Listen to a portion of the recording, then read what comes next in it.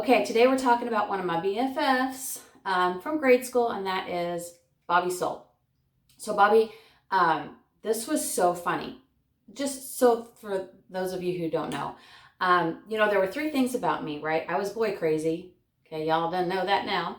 I loved to make people laugh, but also I loved horror movies and I loved scaring people till they peed their pants. So those were the three things about me. I don't watch scary movies today. Like I can't handle it. I don't know. I just now that I know Jesus, I can't. I don't know. It changed me. But anyways, so I had this brilliant idea one night when I spent the night with Bobby that we were going to turn her bedroom into a haunted house.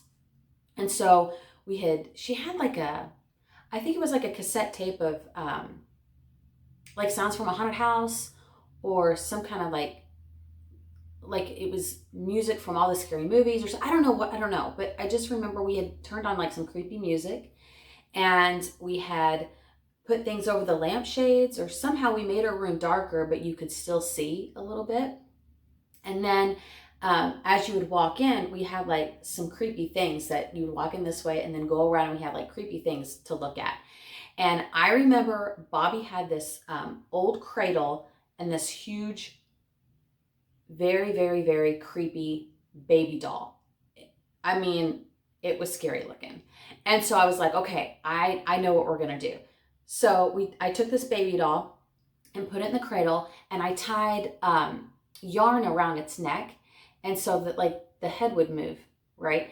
And so I tied the yarn around its neck and then like I pulled up the doll dress and you couldn't see it and it was dark anyways. And so I remember hiding behind the cradle. I think we threw like some towels or some sheets or something over me so you couldn't see me. And I don't remember the other things that we did in the house, in our haunted house, but this was the one thing that I remember. So Bobby goes and gets her older sister. I think she was like a teenager at the time. I don't know, but well, if she wasn't, she acted like one. Kind of snotty, but I loved her. Anyways, so she tells her sister, okay, give us like 2 minutes and then we want you to come into the room and see what we did. So her sister walks into the room and she's like, what are you guys doing? You're a bunch of weirdos.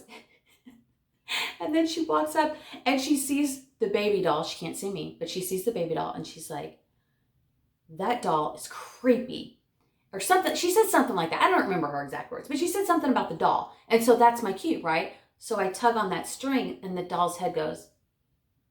She's like, oh my gosh, and she's like, you guys are a bunch of freaks. It just freaks her out. And I think like she's looking at other things and then Bobby jumps out and scares her half to death and the girl probably peed her pants. I don't know, but it was so funny. So that's my first story with Bobby.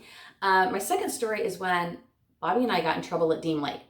So my grandparents had a pontoon boat, so we would go back and forth to Deem Lake and Patoka Lake. And this one particular summer day, I remember I was allowed to take a friend, so I was really excited. So I took Bobby, and they were like, it was a big family gathering, like it was a big cookout, and it was on one of those like things that I can't talk right now. I'm sorry. It's 6 a.m. I don't know what I'm saying. But anyway, like the land went out and then it came down and then there was the lake.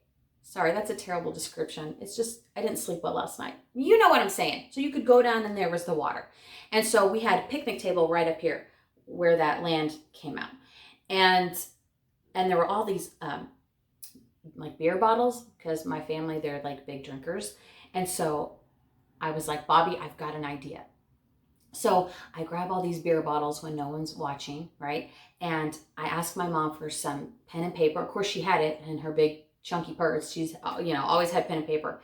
And Bobby and I went down to this ravine or went down and, by the lake and we start writing all these notes. Bobby, do you remember this? We're writing all these notes like, help me, I'm stranded, I'm starving, save me, I'm dying. All these like notes, right? And we stuff them inside the beer bottles and then we start chucking them